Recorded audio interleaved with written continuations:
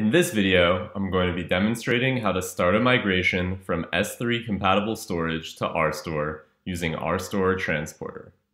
First, under the Users tab, click on Generate Key to create both access and secret keys. Take note of them because they will not be displayed again.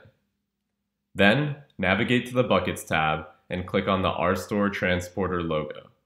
Click on New Migration, and here we'll choose S3 as the source. Enter the access key ID, secret access key, region, endpoint, and bucket that you'll be migrating or replicating data from.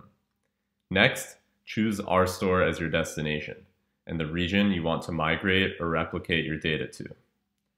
Then, enter in the previously generated access key ID and secret key. The endpoint will be the same for all migrations to RSTOR. Choose your bucket, then click Confirm. At the top right, choose Start Migration. Here you will have the option to store an additional copy or delete the source after transfer. When you're ready, click Confirm. Your migration status will be displayed under Progress. You can cancel the migration by clicking the X on the far right.